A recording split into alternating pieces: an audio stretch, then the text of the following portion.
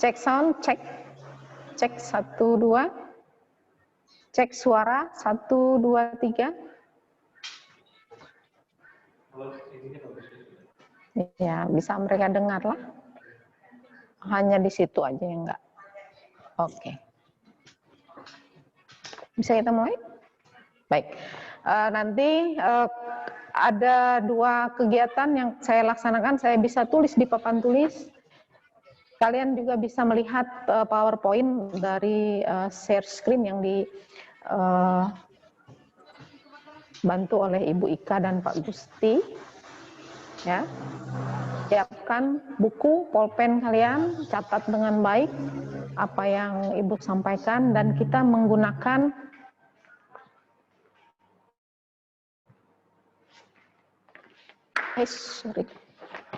ini ya, buku siswa. Ya, buku siswa ini masih banyak tersedia di perpustakaan. Kalian boleh ke perpustakaan, hubungi Ibu Elok Margaret, Ibu Mimik Amanah, atau Ibu Sunarsih Putri. Ya, silakan kalian pinjam. Dan ini wajib kalian miliki. Dah, kita akan memulai kegiatan belajar kita. Boleh direkam, Pak? Ya. Selamat pagi. Puji syukur kehadirat Tuhan di semester 2 tahun pelajaran 2020-2021 kita diberi kesempatan untuk mempelajari materi pelajaran kimia, dan di semester awal, di pertemuan awal ini di semester 2 kita akan belajar di bab 5 tentang larutan asam basa. Boleh kalian buka di buku kimia halaman 143 dan seterusnya. Untuk mengawali kegiatan kita hari ini, mari kita berdoa sesuai dengan agama dan kepercayaan masing-masing. Ibu persilahkan kalian berdoa.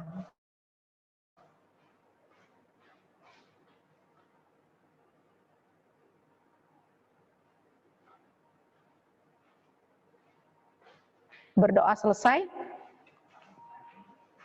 Baik, kita akan masuk ke bab 5. Judulnya adalah larutan asam basa. Yang pertama kita akan pelajari tentang konsep asam basa. Suatu senyawa dapat diketahui bersifat asam atau basa jika berada dalam bentuk larutan. Jadi seperti yang kita pelajari di kelas 10, larutan itu adalah campuran antara zat terlarut dan zat pelarut. Zat terlarut jumlahnya lebih sedikit biasanya daripada jumlah pelarutnya sehingga diperoleh larutan. Istilah asam dan basa telah dikenal sejak dahulu dan sering kita jumpai dalam kehidupan sehari-hari. Ya, perhatikan gambar 6.1 di buku kalian halaman 145. Di sana ada gambar buah-buahan, ada apel, ada anggur, ya. Yang buah-buahan tersebut mengandung zat asam di dalamnya. Sementara kita juga mengenal ada sabun mandi, ada sampo, ya. Dan itu adalah salah satu contoh senyawa yang mengandung basa di dalamnya. Nah, ada istilah asam, ada istilah basa, ternyata itu adalah suatu senyawa yang ada di dalam kehidupan kita sehari-hari. Bagaimana cara kita membedakan senyawa asam dengan basa? Ya, perhatikan PowerPoint yang Ibu bagikan kepada kalian, tolong perhatikan. Yang pertama, PowerPoint kita di halaman 2 tentang teori asam basa. Jadi bagaimana konsep asam dan basa itu sendiri? Jadi konsep asam basa itu adalah kita dapat melihat melalui indikasinya, indikator asam basa, di mana indikator itu zat-zat yang mampu menunjukkan warna berbeda dalam larutan asam dan basa. Nah, nanti kita akan mengenal istilah pH, ya. Kekuatan asam itu adalah suatu parameter atau ukuran yang digunakan untuk menyatakan tingkat keasaman larutan. Larutan asam itu pH-nya lebih kecil dari 7, larutan basa pH-nya lebih besar dari 7. Jadi pH larutan atau kekuatan asam itu dituliskan dalam bentuk skala nilai. Nilai dari 0 sampai 14. Nah, nanti pada saat kita melakukan perhitungan, kalian akan lebih mengenal ya pH, power of hydrogen, kekuatan dari asam itu. Ya, untuk awal sebagai pengetahuan kalian, larutan asam itu adalah larutan dengan pH lebih kecil dari 7 dan larutan basa pH-nya lebih besar dari 7. Ada banyak teori tentang asam basa. Yang pertama, teori asam basa yang dikemukakan oleh Arrhenius. Ada juga teori asam basa yang dikemukakan oleh Bronsted dan Lowry. Dan ada pula teori asam basa yang dikemukakan oleh Lewis. Kita pelajari satu persatu. Yang pertama, teori asam basa menurut Arrhenius. Arrhenius atau nama lengkapnya adalah Svante Arrhenius, pada tahun 1884 dia mengemukakan teori mengenai asam basa. Asam, kata Arrhenius ya,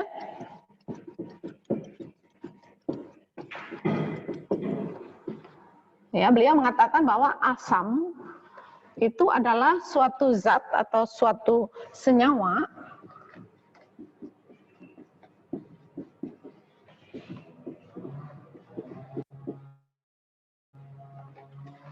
yang jika dilarutkan di dalam air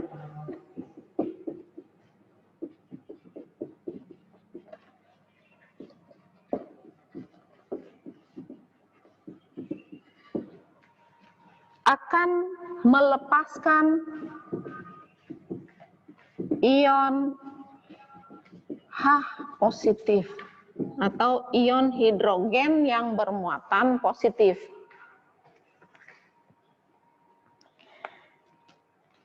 Rumusan asam Arrhenius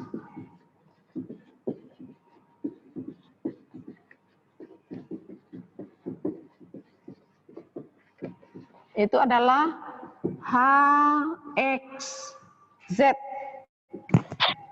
di mana H itu adalah hidrogen, X itu adalah bilangan bulat, ya, dari 1 dan seterusnya, dan Z itu adalah zat yang menjadi terikat di dalam hidrogen sehingga dia membentuk asam dengan rumusan HXZ. HXZ atau suatu asam apabila dilarutkan di dalam air, dia akan melepaskan ion H positif sebanyak X buah. Ya, jadi X ini adalah angka dari 1 sampai seterusnya. Jadi sebanyak X buah ditambah dengan Z ya, yang akan bermuatan sebanyak X negatif. Ya. Jadi kita bisa lihat contoh. Jika asamnya adalah hidrogen dan klor, jadi ikatan antara hidrogen dan klorida membentuk asam klorida HCl, ya, apabila kita larutkan di dalam air, dia akan membentuk ion H positif dari hidrogen. Karena jumlahnya 1, berarti X-nya adalah 1. 1 tidak perlu dituliskan karena dia sudah menunjukkan jumlah dari hidrogen tersebut sebanyak 1 buah. Ya, dan dia juga akan membentuk ion negatif. Apa? Klor. Klor akan bermuatan negatif sebanyak 1 buah.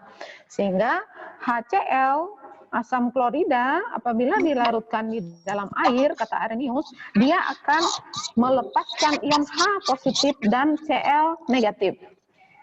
Jadi adanya ion H positif inilah yang membawa sifat asam. Ini yang membawa sifat asam.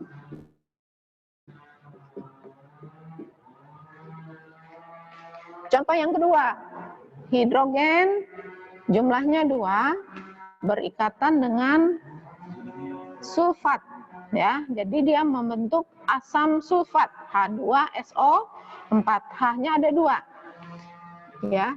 Di dalam air dia akan membentuk hidrogen bermuatan positif 1. Berapa buah jumlah hidrogennya? Ada 2, sehingga X ini kita ganti dengan angka 2. Ya. Dan dia akan melepaskan SO4. SO4 sebanyak berapa buah? X-nya berapa?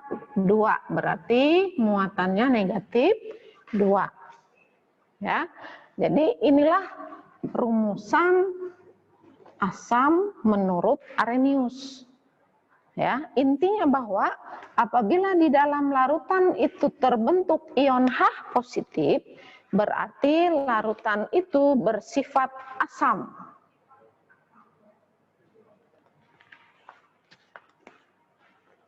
Ciri umum dari senyawa yang bersifat asam itu, kalau kita rasa itu rasanya masam, tetapi hati-hati untuk senyawa tertentu tidak boleh langsung kita rasa, ya, karena dia bersifat korosif atau merusak. Contoh HCl, kalau kena kulit kita akan terbakar, ya, melepuh seperti kena minyak panas.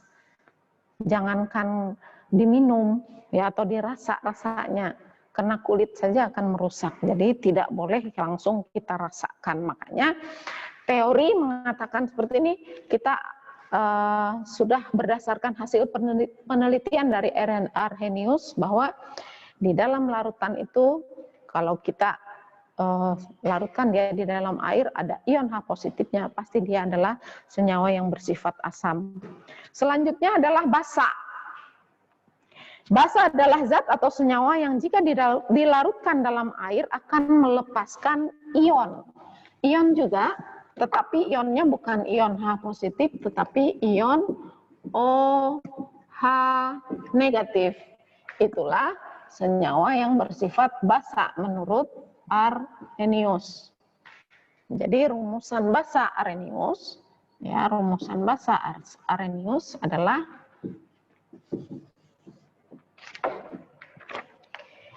M dalam kurung OH X, ya.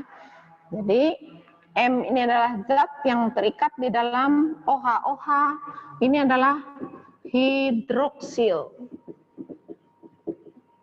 Kalau H positif tadi adalah hidrogen, kalau OH negatif itu kita baca hidroksil. Rumusan basa Arrhenius adalah MOHX, di mana X itu adalah bilangan bulat, ya, sama seperti asam tadi, ya. Jadi MOX negatif, MOHX, ya, apabila kita larutkan di dalam air, ya, dia akan menghasilkan MX positif dan XOH negatif. Contoh,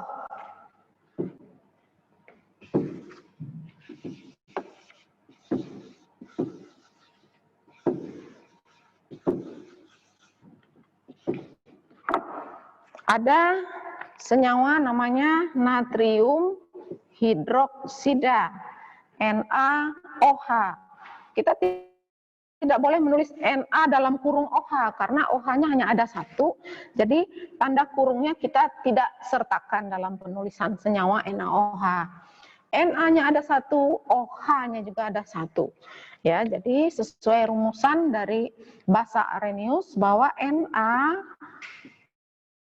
akan melepaskan 1 buah ion, akan terionisasi membentuk ion Na positif 1. Ya, karena jumlah Na hanya 1. Dan ya, dia akan membentuk OH negatif 1. Sebanyak X. X-nya berapa? OH hanya satu jumlahnya, jadi X-nya adalah 1. Jadi NaOH kita larutkan di dalam air, dia akan menghasilkan ion Na positif dan OH negatif.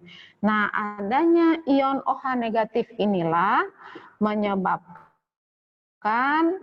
larutan tersebut bersifat basa, ya, membawa sifat basa.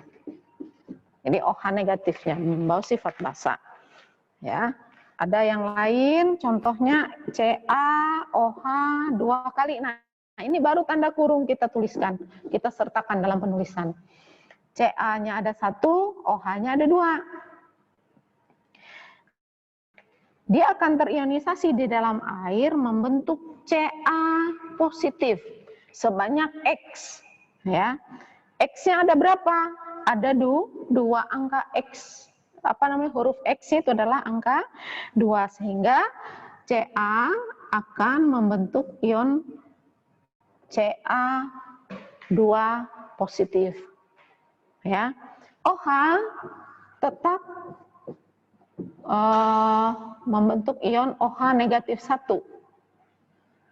Ya, tetapi jumlah OH ada 2, sehingga X-nya kita tuliskan menjadi angka 2. Jadi kalau NaOH terionisasi membentuk Na positif 1 dan OH negatif 1, sedangkan CaOH 2 kali itu akan membentuk ion Ca2 positif dan 2 OH negatif 1. Adanya ion negatif OH inilah yang membawa sifat larutan menjadi basa. Ya, jadi umumnya kalau kita melihat atau bertemu dengan senyawa yang rasanya pahit, ya, dan dia licin seperti sabun, itu adalah salah satu contoh atau ciri umum bahwa senyawa tersebut bersifat basa. Ibu beri kesempatan kalian bertanya, silahkan. Untuk asam basa menurut Arrhenius.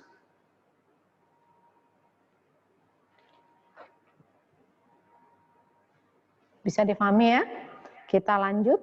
Teori yang kedua, teori asam basa kedua adalah teori asam basa menurut Bronsted dan Lowry. Ini ada 2 orang ya, di slide 30 dan 33, Bu. 30 sampai 33.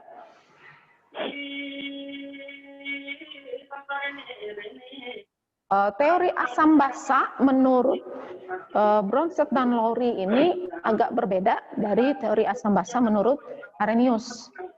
Karena Bronsted dan Lowry menyatakan bahwa asam adalah zat pemberi proton. Proton itu adalah suatu ion, suatu partikel yang bermuatan positif. Ya, partikel bermuatan positif itu proton. Jadi asam adalah zat pemberi proton, ya, atau donor proton, ya, karena dia memberikan proton maka dia disebut dengan donor proton. Sedangkan basa adalah zat penerima proton yang dilepaskan oleh senyawa yang terikat, itu pembentukan senyawa itu tadi. Jadi ada yang melepas, ada yang menerima. Kalau dia melepas, maka dia disebut dengan asam atau yang bersifat asam. Sedangkan yang menerima proton itu adalah senyawa yang bersifat basa atau akseptor proton. Jadi suatu asam setelah melepas proton akan membentuk basa konjugasi dari asamnya. Itu menurut Bronsted dan Lowry, asam adalah spesi yang memberi proton, sedangkan basa adalah spesi yang menerima proton, suatu reaksi pemindahan proton. Sedangkan basa setelah dia menerima proton, dia akan membentuk asam konjugasi dari basanya. Sehingga teori asam basa Bronsted-Lowry dikenal dengan istilah pasangan asam basa atau asam basa konjugasi. Kita bisa lihat contoh.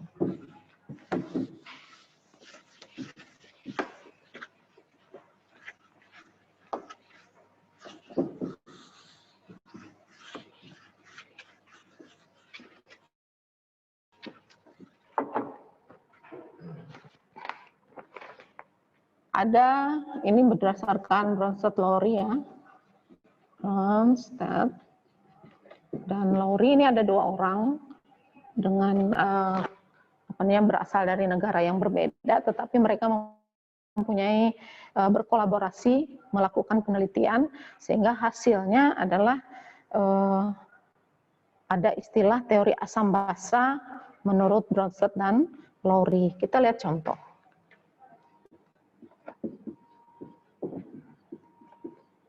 Ada H2O yang direaksikan dengan NH3.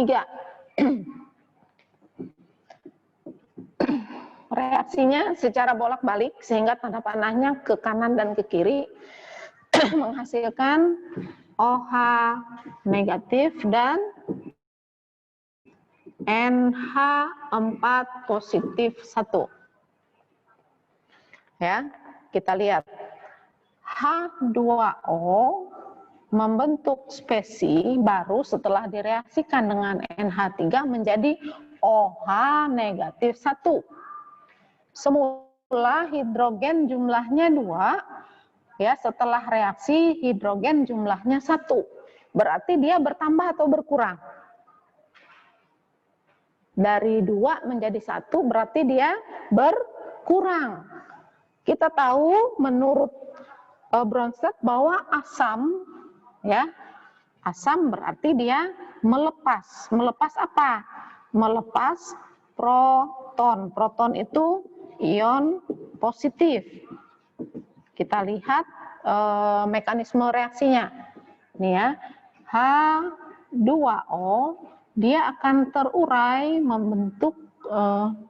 Jadi kalau kita tuliskan mekanismenya, ini O dan H.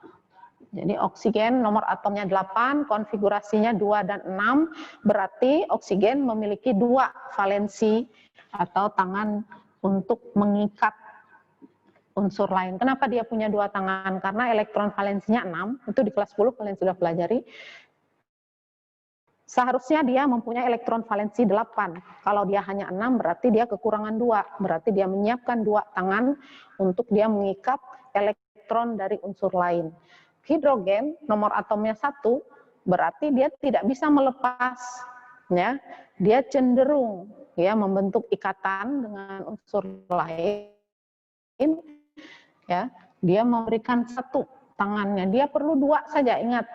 Ya, aturan duplet dan oktet. Duplet artinya 2 elektron di kulit terluar dia sudah stabil. Kalau oktet 8 elektron di kulit terluar dia stabil. Nah, aturan itu menyebabkan hidrogen ada 2, oksigen ada 1 sudah cukup membentuk senyawa yang stabil.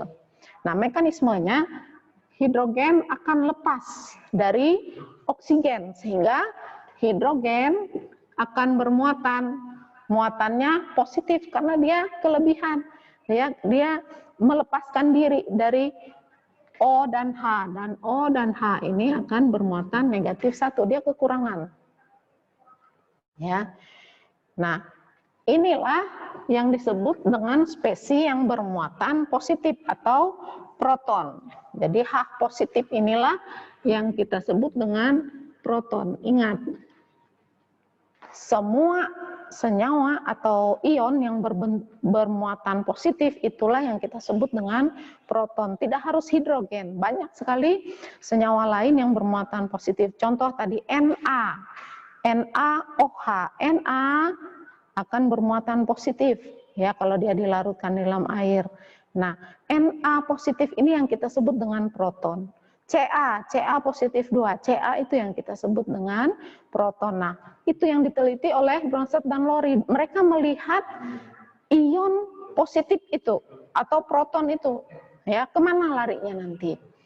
Nah, H2O melepaskan, ya kan, melepaskan proton. Protonnya apa? Hidrogen yang dilepaskannya, sehingga dia akan disebut oleh Bronsted dan Lowry sebagai senyawa yang bersifat asam. Spesi yang dilepaskannya atau dibentuknya adalah OH negatif 1.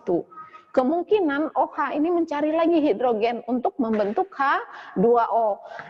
Dia akan bersifat basa tetapi disebut dengan basa konjugasi.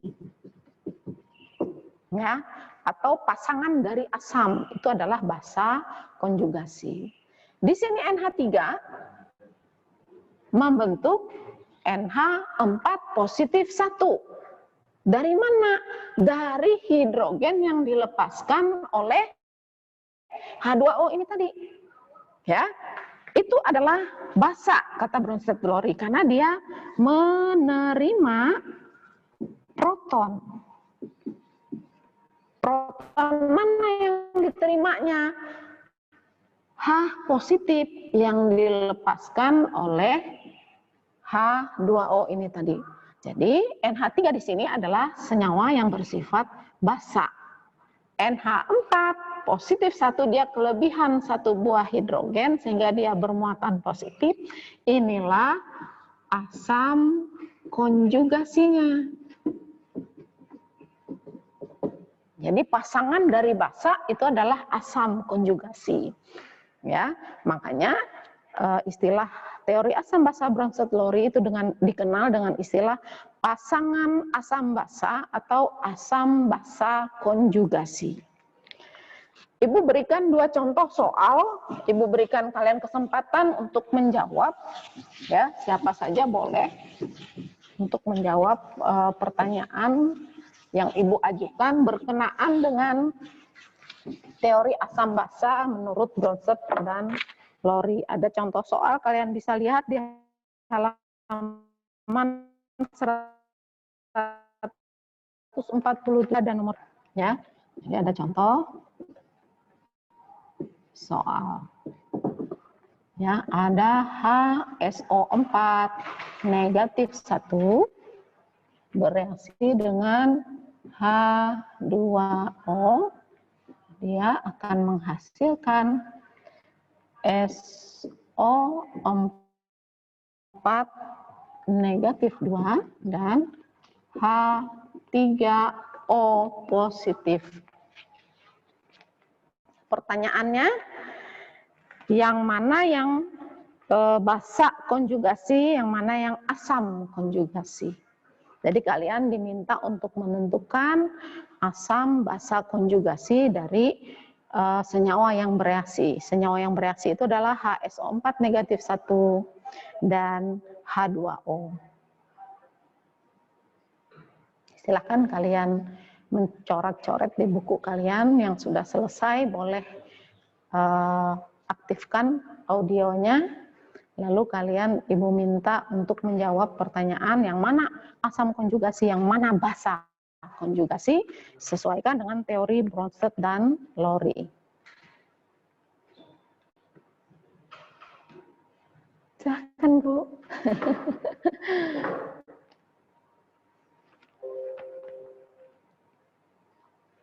Ada yang sudah selesai?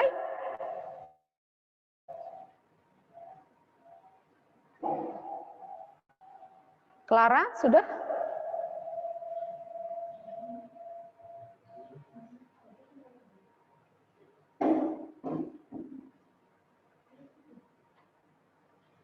Ariandini, Leni Marlina, HSO4 negatif 1 ditambah H2O menghasilkan SO4 2 negatif dan H3O positif.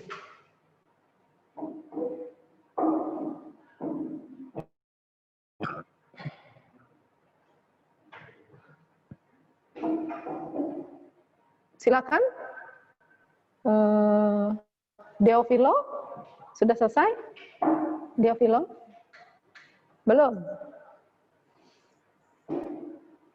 Atau untuk satu soal ini Ibu bantu, nanti soal kedua Ibu minta kalian memang aktif ya, mencoba menyelesaikan soal. Nih, kunci penyelesaiannya adalah di reaktan, ini reaktan ya namanya, dan hasil reaksi atau produknya. Ya, HSO4 negatif 1, dia akan berkonjugasi atau berpasangan dengan SO4 negatif 2. Benar kan? Nah, di sini HSO4 dengan SO4. Nah, sekarang semula dia mengandung hidrogen, setelah reaksi hidrogennya hilang atau lepas. Berarti HSO4 negatif ini bersifat asam. Ya, bersifat asam. H2O semula menjadi H3O positif 1. Kenapa H3O positif? Karena dia menerima proton. Dari mana? Dari HSO4, dari hidrogen yang dilepaskan oleh SO4. Maka H2O akan bersifat basa. Asam mempunyai pasangan. Namanya basa konjugasi. Basa punya pasangan namanya asam konjugasi. Jadi asam basa konjugasinya adalah ya SO4 2 negatif itu adalah basa konjugasi, sedangkan H3O positif 1 adalah asam konjugasi. Ya, dia kelebihan hidrogen yang diterimanya dari HSO4 negatif. Ya. Jadi ini menurut Bronsted dan Lowry. Kita lihat di contoh soal sebelum ini H2O itu bersifat asam. Tetapi di contoh soal yang ini ya yang pertama ini di halaman 147 ini H2O kok bersifat basa, Bu. Jadi sekali lagi Ibu ingatkan, sifat asam atau basa suatu larutan menurut Bronsted dan Lowry berdasarkan kemampuannya memberi atau menerima proton. Ada saatnya H2O akan bersifat asam, di saat yang lain dia akan bersifat basa, tergantung siapa atau apa zat yang digunakannya atau dipakainya untuk bereaksi. Bisa dipahami ya? Nah, berbeda dengan Arrhenius tadi. Arrhenius hanya mengatakan bahwa suatu senyawa bersifat asam kalau dilarutkan di dalam air, dia akan menghasilkan ion apa? Ion H positif. Dia akan bersifat basa kalau dilarutkan dalam air, dia akan menghasilkan ion H negatif. Bronsted beri atau penerima proton. Ibu tadi menjanjikan ada satu soal lagi, coba kalian boleh jawab ya. Ada N2H4 dan H2O. Dia kita larutkan dalam air membentuk N2H5 positif dan OH negatif. Pertanyaannya sama. Yang mana basa konjugasi, yang mana yang asam konjugasi? Silakan, Ibu kasih waktu 1 menit pasti sudah selesai.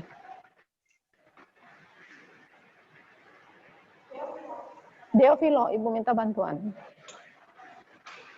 Nah, ya. Silakan Deovilo. Yang mana asam konjugasi, yang mana basa konjugasi? Di soal nomor 2. Kalian lihat di halaman 147. Oh, ya ya. Ya? N2H itu basa, Bu. H4, Bu. Yang mana yang basa? N2H4. Ya. Yang asam? H2O. Apa dasarnya Anda mengatakan bahwa N2H4 itu basa? N2H4 itu olehnya menerima proton dari Iya, dia menerima proton. Sedangkan H2O melepaskan iya. Benar Deovilo. Yang lain bisa paham ya, mengerti ya? Jadi, ini bisa kita lihat. Nah, kita buat seperti ini ya. N2H4 menjadi N2H5 positif 1. Berarti dia menerima. Kalau dia menerima apa? Dia akan bersifat basa. H2O menjadi OH negatif, berarti dia melepaskan proton sehingga dia bersifat asam. Ya, pasangan dari basa adalah asam konjugasi. Jadi asam konjugasinya adalah N2H5 positif 1, sedangkan asam berpasangan dengan basa konjugasi. Basa konjugasinya adalah OH negatif. Coba lihat. H2O di contoh soal yang pertama sifatnya basa, tetapi di contoh soal kedua dia bersifat asam. Ya, jadi berdasarkan Bronsted dan Lowry bahwa asam adalah zat pemberi proton, sedangkan basa adalah zat penerima proton. Sampai di sini bisa kalian pahami?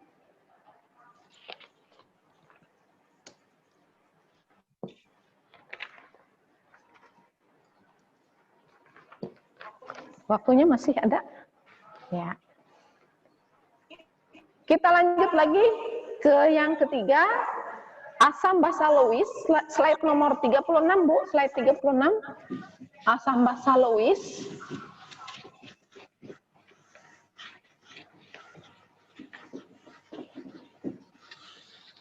Asam basa Lewis ini serupa tetapi tidak sama dengan asam basa Bronsted Lowry. Jadi mereka asam basa menurut Lewis ini itu adalah zat yang menerima pasangan elektron. Ya, jadi kalau Bronsted dan Lowry itu pasangan proton atau ion yang bermuatan positif, sedangkan basa Lewis ini sebaliknya, itu adalah pasangan elektron atau ion yang bermuatan negatif. Jadi asam adalah zat yang dapat menerima pasangan elektron atau akseptor elektron, sedangkan basa adalah zat yang memiliki satu atau lebih pasangan elektron bebas yang dapat diberikan kepada zat lain sehingga terbentuk ikatan kovalen koordinasi. Ingat ya, di kelas 10 ada ikatan ion, ada ikatan kovalen, sedangkan ikatan kovalen itu ada dua, ikatan kovalen dan ikatan kovalen koordinasi. Artinya ikatan kovalen koordinasi itu adalah ikatan yang terjadi di mana salah satu spesiesnya tidak memberikan pasangan elektronnya untuk berikatan. Seperti kita membayangkan ada pohon yang ditumbuhi oleh benalu. Benalu itu kan nempel di pohon itu, tapi dia tidak memberikan apa-apa ke pohon inangnya. Itu adalah kovalen koordinasi ya. Jadi ada contoh tadi NH3 berikatan dengan H2O, dia membentuk NH4. Nah, hidrogen yang nempel di N tersebut itu adalah hidrogen yang tidak memberikan pasangan elektronnya kepada NH3 yang lain. Ya, jadi kalian bisa lihat di slide 36 itu ada contohnya di mana N mempunyai pasangan elektron bebas sebanyak 2 buah, ya. Titik 2 yang di atas itu pasangan elektron bebas namanya nitrogen, nomor atomnya 7, konfigurasinya 2 dan 5. Jadi dia mempunyai elektron valensi sebanyak 5 buah. 3 dipakainya untuk mengikat hidrogen, ada 2 yang bebas tidak mengikat apa-apa, ya. Jadi jumlah elektron valensi dari N akan 8 karena dia mengikat 3 buah hidrogen. Sebetulnya NH3 itu sudah stabil, tetapi kalau kita larutkan dia di dalam air H2O, ya, H2O akan melepaskan ion H positif. Ion H positifnya inilah yang akan nempel di NH3 itu. Di mana? Di elektron bebas milik N.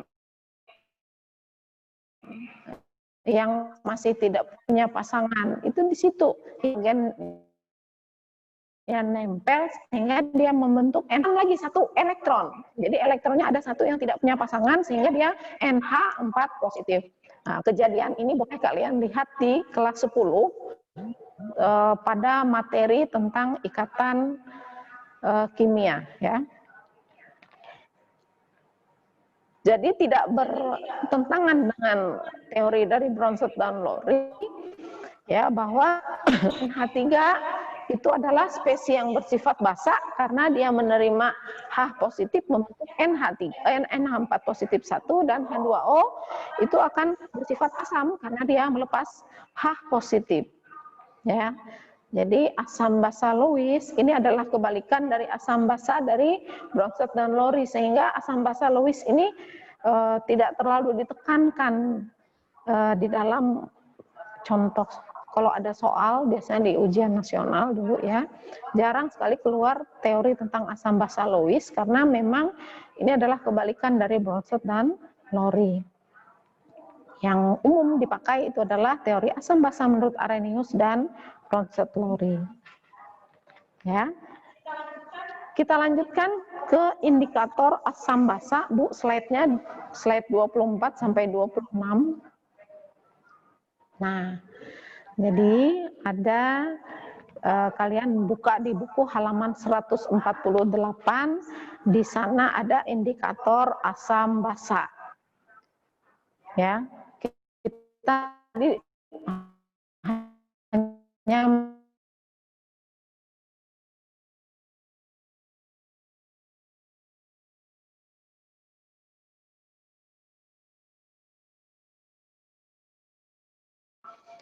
teorinya ya. Kalau kita hanya melihat teori, kita tidak tahu padahal dalam kehidupan sehari-hari senyawa asam dan senyawa basa itu banyak. Jadi kalian dibantu ya oleh para peneliti sebelumnya, mereka membuat indikator. Indikator itu adalah suatu zat atau suatu alat yang bisa digunakan untuk memperkirakan sifat senyawa, mengindikasikan sifat senyawa. Dalam hal ini adalah sifat asam dan sifat basa. Sifat keasaman atau kebasaan suatu larutan dapat diuji menggunakan indikator asam basa. Ya, kalian dikenalkan dengan beberapa indikator asam basa. Yang pertama adalah kertas lakmus. Ibu punya contohnya. Ya. Jadi ada kertas lakmus. Kertas lakmus itu terbagi atas kertas lakmus biru. Nih, ya. Ini kertas lakmus biru terbalik ya. Ini. Nah, ini kertas lakmus biru. Kalau kita buka ya, gambar warnanya biru kertas lakmusnya. Nah, kertas lakmusnya berupa lembaran kertas. Ini ya, yang berwarna biru. Ini kertas lakmus yang ada di lab ini sudah terkontaminasi, makanya ada bintik-bintik merahnya. Seharusnya dia biru mulus, tidak ada bintik-bintiknya. Ya, ini kertas lakmus biru. Sedangkan yang lain adalah kertas lakmus merah.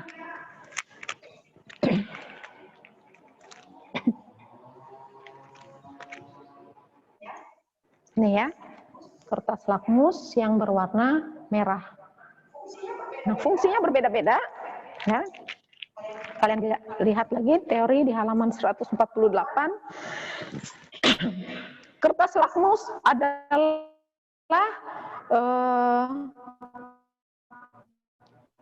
indikator yang bisa menunjukkan, kalian lihat tabel, ada kertas lakmus berwarna merah, apabila kita celupkan dia ke larutan yang bersifat asam, maka kertas lakmusnya tetap berwarna merah. Tetapi apabila kita celupkan dia ke larutan yang bersifat basa, maka dia berubah menjadi biru. Maaf.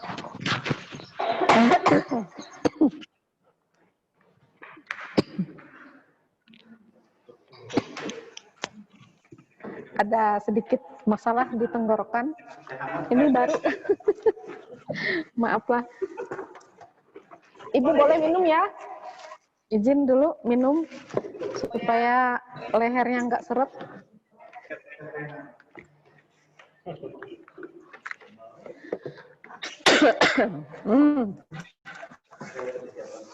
Oke. Ada sedikit masalah di tenggorokan Ibu. Kita kembali ke tabel. Jadi, kertas lakmus merah apabila kita celupkan ke dalam larutan yang bersifat asam, dia tetap merah. Tetapi kalau kita celupkan ke larutan yang bersifat basa, dia akan berubah menjadi berwarna biru. Sebaliknya dengan kertas lakmus biru, apabila kita celupkan ke larutan yang bersifat asam, dia berubah menjadi merah, tetapi di dalam larutan basa dia tetap biru. Indikator yang lain adalah indikator kertas lakmus juga, tetapi universal. Ya, ini kertas lakmus universal. Ya, di dalam sebuah kemasan biasanya terbuat dari fiber plastik ya. Nah, ada di sana kertas-kertas dengan warna yang berbeda nih.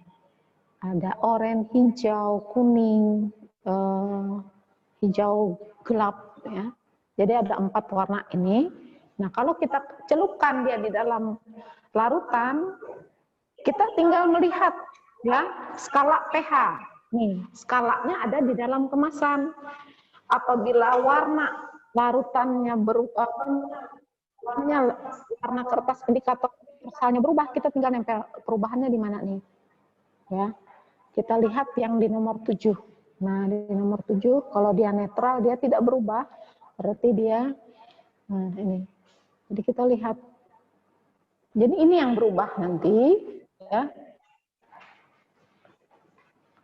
Warna kertasnya yang akan berubah, tinggal kita lihat perubahan pH-nya berapa. Jadi pH-nya dari 0 sampai 14. Kita tinggal melihat warna dari indikator ini, perubahannya, sehingga kita tahu, oh ini pH-nya 8, oh 9, 10, dan seterusnya.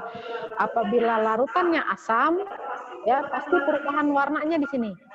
Ya, dari 0 sampai 6 itu adalah pH asam. Jadi indikator ini akan berubah sesuai dengan pH asamnya. Tapi kalau kita celupkan di larutan yang bersifat basah, kita tinggal lihat, oh pH-nya pasti di atas 7 nih, 8 sampai 14. Itu adalah senyawa yang bersifat basah. Tinggal kita melihat perubahan warnanya. Ya. Dan indikator universal ini lebih tepat menunjukkan sifat asam atau basa karena dia dilengkapi dengan skala pH. Berbeda dengan lakmus merah atau biru, hanya terlihat perubahan warna, tetapi kita tidak tahu pH-nya berapa. Ya, kita hanya tahu dia asam atau basa saja. Yang selanjutnya slide 24 ya Bu. Nah, ini ada namanya larutan indikator. Ya, kalau di buku kalian itu ada metil orange, ada metil merah, ada bromtimol biru, ada fenolftalin dengan trayek perubahan warna atau pH-nya berangka. Kalian lihat di buku kalian dulu sebelum lihat slide, ada metil orange di sana 2,9 sampai 4,0 itu adalah pH-nya. Pada saat mana metil orange pH-nya adalah 2,9. Apabila kita teteskan dia dalam larutan, dia berubah menjadi berwarna merah. Itulah pH-nya 2,9. Tetapi kalau metil orange-nya akan berubah menjadi kuning, berarti pH-nya adalah 4,0. Ya, metil orange. Metil orange itu di situ di slide kita namanya metil kuning. Ya, 2,9 sampai 4,0 itu adalah trayek perubahan pH-nya. Ya. Ada metil merah. Ya, metil merah di buku kalian trayek perubahan pH-nya dari 4,2 sampai 6,3. Saat mana dia 4,2? Ketika metil merahnya diteteskan, biasanya diteteskan dalam suatu senyawa, dia berubah menjadi merah. Berarti pH-nya adalah 4,2. Berarti dia bersifat asam nih larutannya nih, karena pH-nya di bawah 7. Kalau dia berubah menjadi kuning, berarti pH-nya 6,3. Ada bromtimol biru. Ya, beda timol biru dengan bromtimol biru. Di slide kita namanya timol biru. Tetapi kalau bromtimol biru itu trayek pH-nya 6,0. dan 7,6. Waduh, sisa 5 menit nih. Oke, baiklah. Dan seterusnya bisa kalian lihat. Kalian nanti saya mau punya nih. Boleh kalian ke sekolah minta PowerPoint ibu akan bagikan tuh kalian gratis.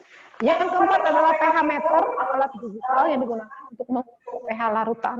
Itu ada alat nanti dia di layar nanti pH-nya kita celupkan ya, elektroda pH meternya kita celupkan dalam larutan yang kita uji, maka di layar pH-nya akan kelihatan angkanya. Dan yang terakhir adalah indikator alami, indikator yang berasal dari bahan alam, biasanya dari tumbuhan, bisa berupa bunga, umbi dan daun yang berwarna. Dan nanti apabila kita ingin menguji larutan, maka dia akan memberikan warna yang berbeda. Nah, nanti pada pertemuan selanjutnya kita akan mengadakan praktikum yang sifatnya demonstrasi. Jadi Ibu akan menyiapkan alat dan bahan, Ibu akan praktikum, kalian akan melihat ya tentang indikator asam basa. Sebelum kita menghitung angka-angka skala pH dari 0 sampai 14, jadi nanti apabila kalian ingin mendapatkan PowerPoint atau bahan belajar berupa PowerPoint, boleh ke sekolah, temui Ibu setiap hari Senin sampai Jumat, pukul 8 sampai pukul 12, kecuali hari Jumat sampai pukul 10.30, Ibu siap menitipkan juga untuk guru piket, kalian boleh ambil, dan Ibu akan menitipkan lembar kerja peserta didik yang harus kalian punya. Jadi kalian harus datang ke sekolah ya untuk mengambil LKPD, supaya pertemuan selanjutnya kita praktikum, kalian tinggal mengisi LKPD-nya ya, nanti LKPD-nya kalian kembalikan ke Ibu. LKPD yang sudah diisi kalian kembalikan ke Ibu. Bisa difahami?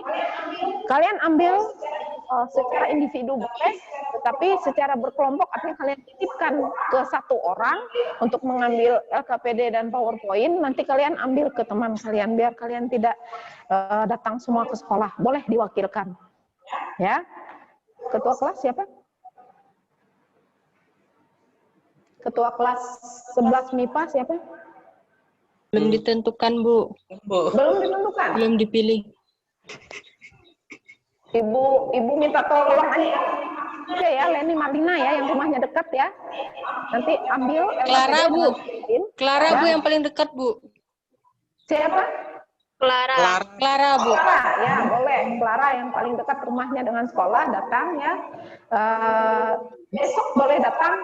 Hari ini masih belum disiapkan LKPD-nya. Besok boleh datang ambil PowerPoint-nya dan LKPD-nya dan koleksi. Kalian harus ambil ke Clara ya. Demikian ya hasil pertemuan kita hari ini. Sekali lagi dapat Ibu simpulkan bahwa larutan asam, larutan basa itu ada dalam kehidupan kita. Kita sudah menerima teori dari Arrhenius, dari Bronsted Lowry, dan dari Lewis bahwa asam basa itu punya sifat masing-masing ya, dan ternyata kita dapat informasi bahwa senyawa itu bersifat asam atau basa berdasarkan indikator asam basa. Indikator itu ada 5, ada indikator berupa kertas lakmus merah biru, indikator universal, larutan, indikator pH meter, dan indikator alami. Ya, demikian ya materi kita yang dapat Ibu sampaikan hari ini. Ya, semoga kalian bisa memahami. Ibu tidak buka forum pertanyaan karena ini hanya berupa teori saja dulu, dan Ibu yakin kalian sudah paham. Ya, kita akhiri kegiatan kita hari ini. Jangan lupa absen kalian di link yang sudah Ibu bagikan. Ya, kita akhiri kegiatan ini, kita berdoa sesuai dengan agama dan kepercayaan masing-masing. Berdoa, mulai.